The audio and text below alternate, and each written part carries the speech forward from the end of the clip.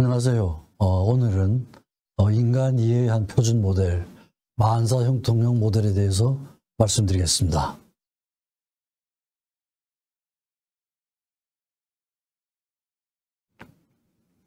네, 대개 이런 순서로 말씀을 드리겠습니다. 목차가 상당히 복잡한 것 같은데 가능하면 간단하게 말씀을 드리고 이 목차에서 보시다시피 저희 전 생애를 통한 그런 과정이라고 말씀드릴 수가 있을 것 같습니다. 그러니까 전 생애가 이 모델에 이르는 그런 과정이라고 보시면 될 것 같습니다. 제1파트에서는 대개 요런 내용을 가지고 말씀드리겠습니다. 서론 부분인데요. 제 전 생애를 보면 두 가지 큰 주제가 있었다고 말씀드릴 수가 있습니다. 하나는 환자를 질병으로 다루지 않고 인간 전체로 다룬다.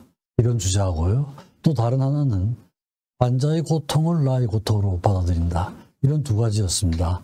그래서 환자를 질병으로 다루지 않고 인간 전체로 다룬다는 이 주제로 정리한 것이 오늘 말씀드리는 이 만사 형통형 모델입니다. 그리고 환자의 고통을 나의 고통으로 받아들인다. 이걸 주제로 제가 정리한 모델이 하나사상, 하나주의, 만사 형통형 사상입니다. 이것은 제가 이미 동영상에 올린 적이 있습니다. 그래서 오늘은 이 모델에 대해서 말씀드리겠습니다. 흔히 이런 질문들을 많이 하죠. 인간이란 뭐냐? 건강이란 뭐냐?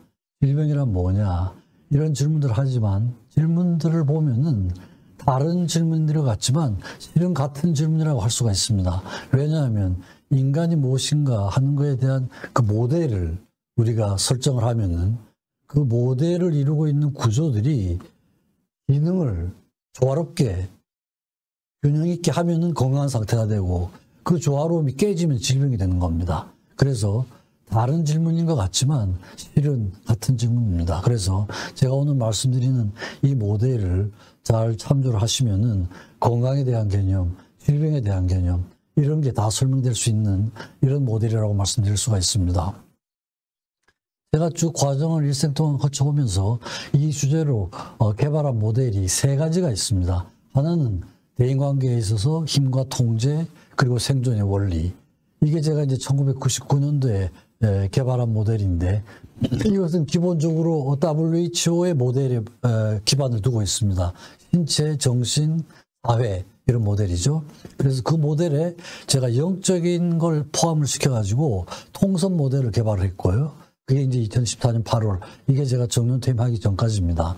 2014년 8월 제가 정년퇴임을 하고 나서 그 후에 지금까지 오면서 오늘 말씀드리고자 하는 이 만사 형통형 모델을 개발했습니다. 이건 간단하게 말씀드리는 뭐냐 하면은 통선 모델이 그 모델이 효과적으로 기능을 하기 위해서는 어떻게 해야 될 것인가 하는 것까지 포함된 겁니다. 그래서 이제 조금 복잡한 모델이 됐는데 그 과정을 말씀드리겠습니다. 교수가 이제 되기 전인데요. 전공의 시절, 이런 때는 군의관 시절 이런 때는 주로 이제 약물 연구, 역학 연구 이런 걸 좀 했고요. 그리고 제가 군의관을 마치고 국립서울 요즘 이제 국립서울 건강센터인가 그렇게 돼 있죠. 국립서울 정신병원에 근무를 한 2년 동안 하면서 이제 박사학위 논문을 제가 생물학적인 걸 주제로 해서 박사 논문을 썼고 뭐 역학, 현상론, 뭐 평가 척도에 대한 연구를 시행을 했습니다. 교수 초기에는 주로 이제 약물학에 대한 그런 연구도 했고요. 주로 이제 유아자폐증, 지금 말로는 이제 전반적 발달장애, 자폐 스펙트럼 장애, 이렇게 얘기할 수가 있겠죠. 이런 거에 대한 뇌에 대한 연구, 유전적인 연구에 대한 연구를 했습니다. 그리고 1986년부터 88년 사이에 예일대학에서 연수를 했는데 여기에서도 이제 주로 약물에 대한 연구, 그 다음에 소아정신과 분야에서 생물학적 연구 방법론, 여기에 대한 연수를 하고 귀국을 했습니다. 그래서 우리나라에서 소아정신 약물학과 소아정신 생물학, 이건 이제 제가 도입을 하고 제가 발전을 시킨 그런 분야라고 할 수가 있습니다. 그래서 그런 연수를 끝나고 제가 귀국을 해가지고 이제 연구를 시작을 했는데 제1시기는 외향화 시기, 제가 이런 이름을 붙였습니다. 왜냐하면 모방의 시기, 외향화 시기라고 했는데 이렇게 이름 붙인 이유는 연구라는 게 일정한 틀이 있습니다. 일정한 과정이 있죠. 그죠? 그래서 반드시 그 과정에 맞추어야 된다는 이런 의미에서 제가 모방식이 외양화식이 외적인 틀에 맞춰야 된다. 이런 의미에서 제가 이런 용어를 썼습니다. 그래서 갔다 와서 여수를 하고 나서 약물에 대한 뭐 종설이라든지 정신병리에 대한 거, 현상론, 의학 통계, 역학, 생화학 연구, 뇌 영상 연구 뭐 이런 걸 했었죠. 이게 주로 이제 소아정신과 영역에서의 연구를 하기 위해서는 어떤 도구가 필요하고 생물학적 연구 방법론에 대한 연구라고 할 수가 있습니다. 그래서 그걸 좀 정리를 해가지고 소아정신 약물학이라는 단행본도 내고 또 그 당시만 해도 이제 소아정신 질환의 개념이 아주 그렇게 잘 알려져 있지 않은 이런 상태였습니다. 그래서 공식적인 진단 기준을 바탕으로 해서 소아정신 질환의 개념이라는 이런 책을 냈습니다. 그래서 대개 이제 한 7, 8년 정도 그런 역할을 해가지고 소아정신 의학 분야에서의 그 약물학, 생물학적인 연구, 현상론 등에 대한 연구를 제 나름대로는 상당히 체계적으로 연구를 했었습니다. 근데 이제 어느 날 조금 마음의 변화가 온 거예요. 불안해지기도 하고 우울증이 좀 생기기도 하고요.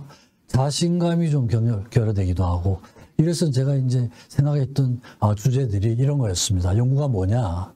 연구의 목적이 뭐냐? 이런 거에 대한 회의를 갖기 시작을 했고요. 객관적인 것과 주관적인 것, 이 개념 차이가 뭔가? 그 다음에 reliability, validity, 이게 이제 신뢰도와 타당도인데요. 과연 이 개념이 정신의학에 적용이 될 수 있느냐? 이런 겁니다. 또 정상이 뭐고 비정상이 뭐냐? 사실 이 구분도 그렇게 쉽지가 않아요.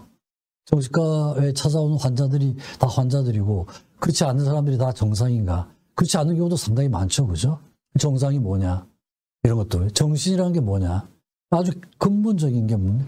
인간이라는 게 또 뭐냐? 이런 거에 대한 회의를 갖고 있었던 거예요. 근데 왜 그러냐 하면은 제가 연구를 한다고 열심히 했는데 과연 그 연구 과정이 인간을 보고 있느냐 하는 거에 대한 회의였어요. 그래서 제가 해온 그런 생화학적 연구, 뇌 영상 연구, 약물 연구 이런 것들이 실제로 정말 인간을 제대로 다루고 있는 것인가? 정말 그런 연구를 통해 가지고 정신질환을 앓고 있는 아동들이나 청소년들의 삶을 긍정적으로 변화시켜 주는가? 이런 거에 대한 회의였어요. 근데 사실 저 내용들을 보면 너무나 기본적인 회의죠. 그죠? 그러니까 이건 누구하고 상의할 수 있는 문제가 아니에요. 그죠? 그런 걸 뭐 누구하고 제가 해결해야 될 이런 문제였습니다. 그래서 저런 걸 주제로 해가지고 제가 이제 제 마음을 들여다보기 시작을 한 거예요. 과연 내가 하고 있는 게 제대로 하고 있는 것인가? 이래가지고는 제 마음을 들여다보기 시작한 시기라서 제가 이름을 내양화 시기, 성찰의 시기, 이렇게 이름을 지었습니다. 그게 이제 한 7, 8년 또 계속이 되는데요. 그래서 이제 그런 마음을 들여다보기 위해서는 뭐 연구를 일단 하던 연구는 거의 중단을 하고 최소한 연구만 하고 뭐 운동을 한다든지 고전을 좀 열심히 봤습니다. 옛날부터 내려오는 이런 고전들이 답을 줄 수 있지 않을까. 그래서 뭐 종교서적들, 동양의 고전들 이런 책들을 보고 또 이제 제가 좋아하던 음악을 많이 들었습니다. 음악을 듣고 이런 그 가치들은 뭐 어떤 통계 처리를 하지 않더라도 그 책 자체만으로 타당성을 갖는다는 거죠. 시간과 공간을 뛰어넘는 가치를 표현하고 있다.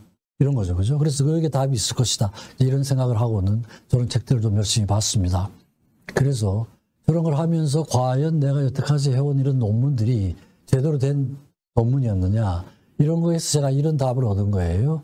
제가 쓴 논문은 상당한 부분이 논문을 위한 논문이다. 이런 거죠. 그렇죠?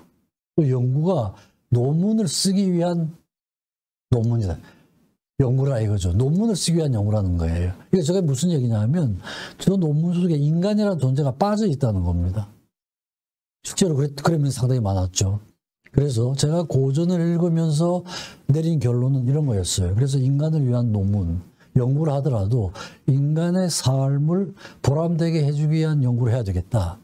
이런 생각으로 연구의 방향이 좀 달라진 거죠. 그죠?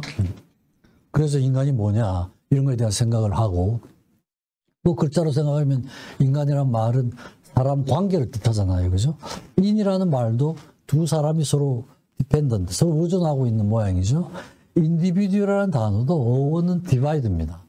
디바이드해서 디비듀얼, 나눌 수 있는, 인디비듀얼, 나눌 수 없는 이렇게 되죠. 그죠? 나눌 수 없는 이렇게 되는 겁니다. 그러니까 개인이지만 타인하고의 관계를 떠나서는 존재할 수 없다. 이런 의미를 가지고 있는 거죠. 그래서 제가 대인관계의 한 모델을 만들었는데 힘과 통제라는 단어를 써서 모델을 만들었습니다. 그래서 힘에는 4가지 종류의 힘이 있고 통제에 또한 4가지 종류의 통제가 있습니다. 외적, 내적, 신체적, 정신적 힘이 있고 내적, 외적, 신체적, 정신적 통제가 있습니다. 그래서 이 4가지 종류의 힘과 4가지 종류의 통제력에 의해서 대인관계의 특성이 결정이 된다. 이렇게 해서 결국은 이제 바이오, 사이코, 소셜한 모델을 어떻게 실천할 수 있는 것인가 하는 것에 대한 모델을 만든 겁니다. 그래서 인간 발달과 관계의 한 모델을 만들었는데요. 제가 이제 인간은 관계를 떠나서는 존재할 수 없다. 인간이란 말 자체가 그렇죠. 그리고 모든 관계는 상호성에 뜨거운 일방적인 관계는 없다는 겁니다. 상호성이라는 거예요. 그리고 모든 발달은 효과적으로 생존하는 방향으로 일어나고 이게 인간의 내부에 디자인이 되어 있다 이런 겁니다. 그리고 생존을 하기 위해서는 필요한 2가지 조건이 힘과 통제력이 있어야 되고 힘은 아까 제가 말씀드린 것처럼 내적, 외적, 신체적, 심리적 통제도 내적, 외적, 신체적, 심리적 4종류의 통제력이 있다. 이러면 힘과 통제력이 있다 이런 겁니다. 그래서 이 4종류의 힘과 통제력의 조화와 균형에 의해서 한 개인의 인격적인 특성, 인격적인 성숙의 정도, 대인관계의 특징이 결정된다 이런 겁니다. 그래서 이런 모델로 보면 정상과 비정상의 새로운 정의가 가능하다. 그 힘을 어떻게 쓰느냐, 통제력이 어떻게 되어 있냐에 따라 가지고 이런 새로운 정의가 가능하다는 거죠. 그리고 힘과 통제에는 긍정적인 면이 있고 부정적인 면이 있는데 자기의 효과적인 생존과 일치되는 방향으로 나가면 그게 이제 긍정적인 힘과 통제가 되고 자기 파멸로 나가는 힘은 그건 그 부정적인 그런 면이 되겠죠. 그죠? 그래서 이제 이런 걸로 정리를 했습니다. 그래서 제 생각에는 이 정신과적인 이론이나 심리학적인 이론은 용어가 너무 어려워요. 너무 어렵고 힘들어서 저는 모든 인간에게 적용될 수 있는 이런 원칙을 얘기할 때는 누구나 알아들을 수 있는, 이해할 수 있는 쉬운 용어로 이해해보자. 이런 목적으로 힘과 통제라는 이런 단어를 써서 제가 시도를 했습니다. 그래서 그에 대한 논문들을 발표를 했습니다. 절대의 의미와 성찰, 음악에 대한 논문도 좀 발표를 하고요. 또 특히 대인관계에서 힘과 통제의 원리 제가 발표를 했고 또 긍정적인 힘에 대한 연구, 여기에서 겸손한 태도, 신뢰 이런 것도 했죠. 그리고 대인관계에 있어서 자기를 들여다보는 게 얼마나 중요한가. 이런 걸로 해서 인간 관계에 대한 논문을 발표를 하기 시작을 했습니다. 그래서 그런 내용을 하다 보니까 이제 청소년들에게 이런 내용을 좀 쉽게 한번 설명을 해줬으면 좋겠다 하는 생각이 들어서 이런 책을 하나 냈습니다. 이게 제가 1997년도에 청소년들에게 보내는 편지 형식으로 책을 하나 냈고요. 베토벤에 대한 책도 그 기간 동안에 제가 책을 쓸 수가 있었습니다. 그리고 또 그 내용을 조금은 이제 아카데믹하게 이렇게 정리를 해서 인간의 발달과 생존, 힘과 통제의 원리라는 이런 제목으로 제가 가지고 있던 그 모델을 정리를 했습니다. 그래서 이 책이 나온 게 2010년인데 제가 다시 이 책을 살펴보니까 필요한 요소들이 다 들어있는 것 같았어요. 생존의 기본 모델, 인간이냐, 심리학적 이해, 대인관계, 긍정적인 힘, 긍정적인 힘 실천 이렇게 이제 챕터들이 나눠져 있었는데 제가 다시 보니까 이때는 이제 통합은 되질 않고 좀 이렇게 다 떨어져 있는 이런 상태였습니다. 그래서 다시 보니까 이 책을 제가 정리를 한 게 오늘 제가 말씀드린 그런 만사형통형 모델이 된 겁니다. 그 다음에 이제 제1의 동시성의 식인데요. 이건 뭐냐 하면 제가 외적인 어떤 그런 그 모방의 그런 과정과 내향화, 제 마음을 들여다보는 과정, 이게 이제 일치가 되는 이런 시점이 있었던 겁니다. 무슨 얘기냐 하면 제가 이런 어떤 생각, 내가 이런 쪽으로 좀 연구를 해봐야 되겠다 이런 생각을 갖고 있으면은 외부에서 저에게 그런 요청이 온다는 이런 의미예요. 그래서 싱크로니시티라는 단어를 썼습니다. 여기에서 이제 몸과 마음의 통합, 학회에서 이런 요청이 있었어요. 사실 body and mind, 몸과 마음을 통합하는, 그게 이제 저희 전체의 모델 중에 들어가 있는 거죠. 그 발달학적인 관점, 이런 제목으로 심포지움을 해줬으면 좋겠다는 요청이 있어가지고 제가 이제 이런 내용, 생물학 현상과 사회심적 의미, 뇌 구조와 성별 차이, 이런 식으로 토픽을 정해가지고 이 심포지움을 제가 주관한 적이 있었고요. 또 이건 지방학회에서인데 대구 지역이었습니다. 경북 지부학회에서 이런 제목으로 저에게 강의 요청을 한 적이 있었습니다. 인격 발달에 있어서 심리학과 생물학, Psychology and Biology in Person Driven. 뭐 그 당시로는 굉장히 제가 처음에는 좀 황당하다고 이렇게 받아들였는데, 그래도 요청을 받고는 제가 준비를 해보겠다 이렇게 해서 이제 그 내용에 맞게 바디와 마인드를 어떻게 통합할 수 있는가, 이런 거에 대한 모델을 한번 생각해 본 적이 있었습니다. 그래서 제가 내적으로 생각하는 것과 외부에서 받아들이는 게 일치가 되는 시점이라, 그렇게 해서 제가 동시성의 시기라고 이렇게 이름을 지었습니다. 그러고 나서 이제 다시 제2의 모방기죠. 그래서 제가 가지고 있던 여러 가지 의문들이 좀 해결이 된 다음에, 그 다음에 또 이제 정신과 본연의 그런 연구 방법으로 다시 되돌아온 거죠. 제2의 모방기, 외행학이라고 할 수가 있죠. 다시 그 연구의 틀에 맞는 이런 연구를 다시 이제 재개를 했습니다. 그래서 제2의 모방기, 제2의 외행학 시기, 이렇게 말씀드릴 수가 있습니다.